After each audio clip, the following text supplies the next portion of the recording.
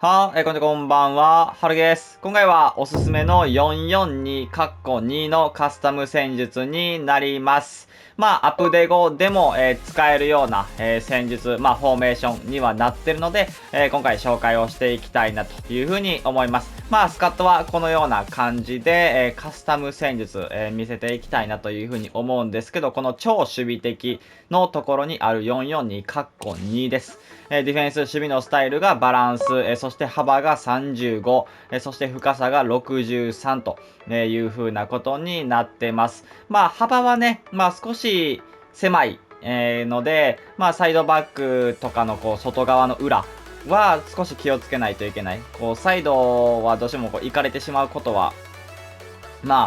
ある。この幅にしてるとね、なかなかこう、キュッっていう風な感じになってるので、そこは注意点かなっていう風に、思うんですけど、個人的にはやっぱこの幅、35は良かったかなっていう風に、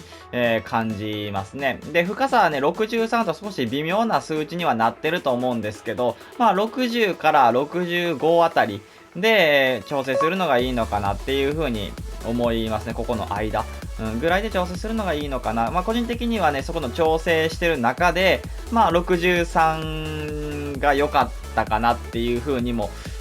思うので、個人的にはこれでやってたという風な形ですね。でそしてオフェンス、ビルドアップがバランス、そしてチャンスメイク、ダイレクトパス、そして幅が50、そしてペナルティーエリアの侵入が6、そしてコーナーキック、フリーキックどちらも2という風なことになってます。ビルドアップでは特にバランスで、そんなに悪くはなかったですし、特に変える必要も、ないかなという風に感じたんで。で、もともとやっぱ442っていう風なフォーメーション柄、非常にやっぱり、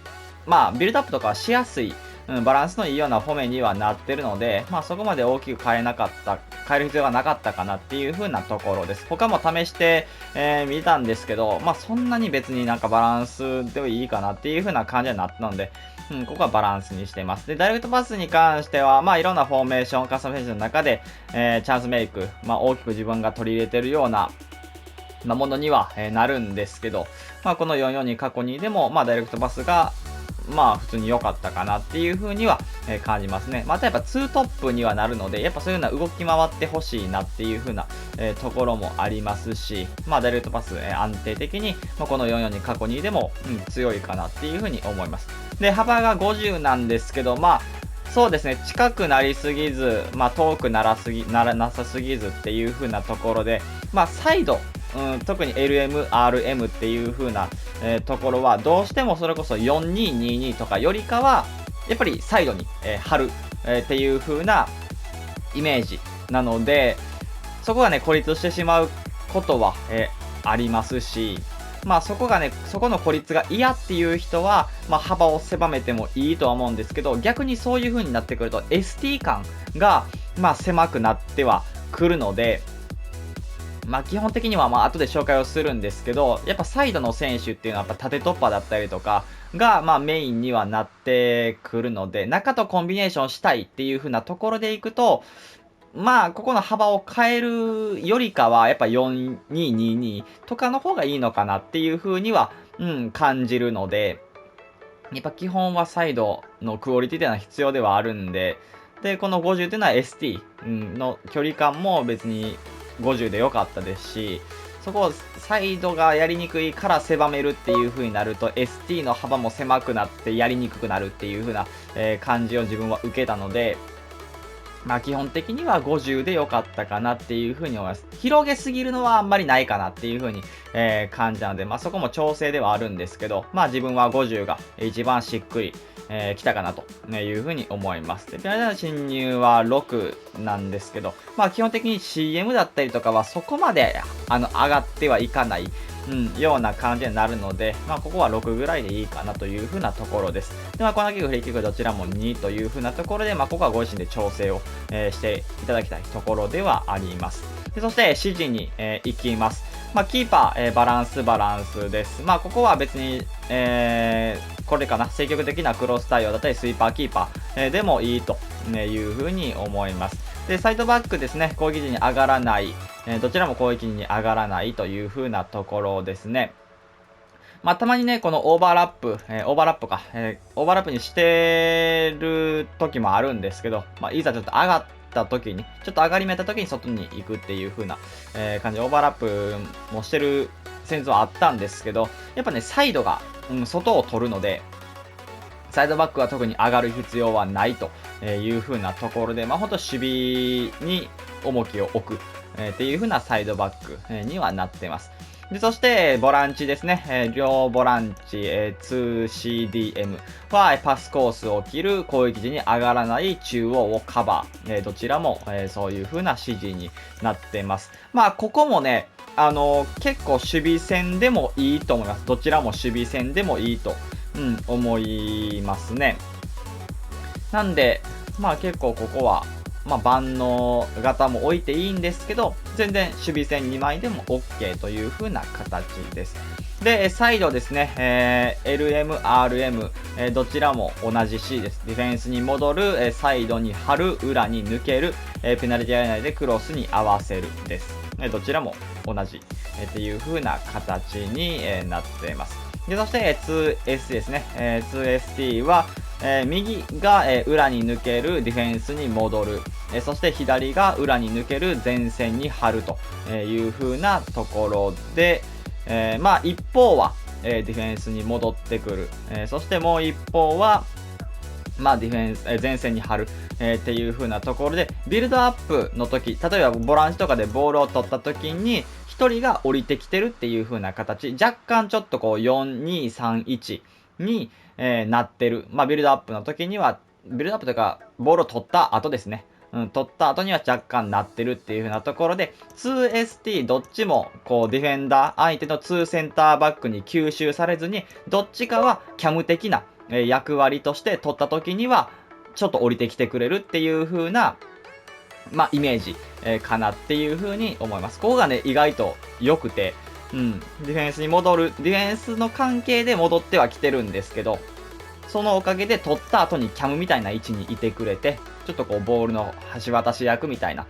ところ、まあちゃんとこうつけやすい位置にいてくれるっていう風なところで、まあどちらか ST は、まあディフェンスに戻らせてるっていう風な形で、どちらかもう一方は前線に張ってるっていう風な、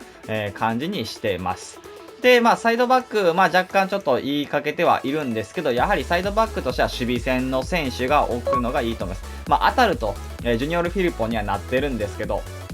本当に一番の最適っていうのはやっぱり守備線。もう守備が本当にできる強いような、サイドバックがいいと思います。でダンフリースと、テオとか、あとはもうウォーカーとか、そういう風な選手が個人的には好まれるかなっていう風に思います。で、ボランチ、2ボランチに関しても先ほどちょっと言ったんですけど、守備線2枚でも全然大丈夫です。守備線の、守備に、守備力が高い2人が置いてもいいですし、まあ、どちらか万能型でもいいです。で、その場合は攻撃時に上がらないじゃなくて、バランスオフェンスにしてもいいと思います。いいと思うんですけど、やっぱ、まあ、これでね、一回やってた時はあったんですけど、どうしてもね、カンテが持った時、例えば左サイドからカンテに行った時に、パスが渡った時に横がいないっていう風な、状況が起こってしまったので、それが嫌な方は、攻撃陣上がらないの方がいいと思います。もうこれだったら単純に、もう左から来たらカンテ。で、カンテの、まあ、横パスでバラック、まあ、相方のボランチがいるので、まあ、それはね、どっちを好むかっていうのはちょっと、まあ、人によりますし、まあ、ビルドアップが上手い方だったらね、ここのカンテ一人で回せるとは思うんですけど、まあ、それはちょっとやってみて。なんで、ここ、どっちか上がらせるっていうパターンもやってみても面白いかもしれない、っていう風なところですね。まあ、なんで、まあ、どちらも上がらないっていうような感じだったら、全然どちらも守備戦でいいという風な形ですね。で、そしてサイドですね。サイドに関してはやはり突破力、そしてスピード面はやはり必要かなという風に感じますね。まあ、特にスピードかな。スピードはちょっと重要視したいところではありますし、やっぱ先ほど、先日のところでも話はしたんですけど、やっぱ孤立してしまうことが、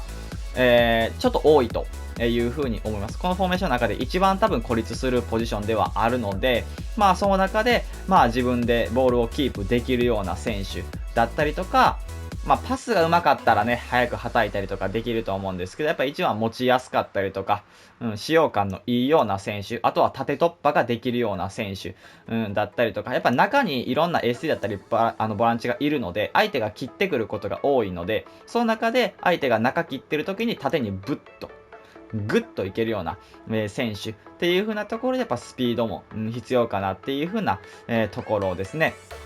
なんで、まあ、その中でやっぱスピード面だったりとか、まあ、ドリブルの使用感だったりとかに長けてる選手が、サイドをやるのがいいのかなっていう風に感じます。で、まあ、2ST なんですけど、やはり得点力、得点力はここ必要かなっていう風に感じますし、あとはパスのうまさっていうのも必要だと思います。やっぱり 2ST なので、まあ、どちらかに預けて、またどちらかに抜けさせてっていう風な、ここの2ST でコンビネーションをしていくっていう風なことも、やっぱり442はあるので、まあ、その中で、パパンとかはね、あんまりやめた方がいいと思います。自分ちょっと入れてはいるんですけど、やっぱね、パスどうしてもずれます。やっぱパスも上手い ST の方が、自分はいいのかな。特に、やっぱこうやってディフェンスに戻るっていう風なところで、取った後にキャムら辺にいてくれるような選手、ちょっと降りてきてる選手っていうのは、やっぱパス上手いと、非常にやっぱビルドアップ面は、取った後に失いにくいっていう風な、ことにはなるので、やっぱ取った後ね、この人キャムやっぱ降りてきてくれていいところにいるので当てるんですけど、その後やっぱね、パスミスってしまうと、うわーってなるじゃないですか。なんで、そういう風なところで、まあ、パスのうまさっていうのは、まあ、どちらか、そうですね、やっぱディフェンスに戻るってやってる方は、どちらか、そうですね、その、パスうまい方がいいかなっていう風に思います。まあ、ですけど、やっぱり得点力だったりとか、またはここもね、やっぱ突破力は必要ではあるんですけどね、まあ、前線として何でもできた方が、まあいいんですけど、特にやっぱ重要するところは得点力だったりとか、スピードの部分だったりとか、パスのところかなっていう風には、思いますね。まあ結構ね、442に関しては、基本的には、やっぱり前に2人いますし、まあ4枚のブロックが、2ラインあるので、結構本当にまあ使いやすい、誰が使っても、まあある程度強いフォーメーションには、なってます。で、一応ね、442カッコ2なんですけど、これは。普通のね、442も試したんですけど、まあこっちの方が、自分的には合ってたので、今回、紹介をしたという風な形になります。まあぜひちょっと使ってみてほしいなという風に思います。それでは今回これで終わります。いいなと思ったらチャンネル登録、高評価お願いします。それでは、バイバイ。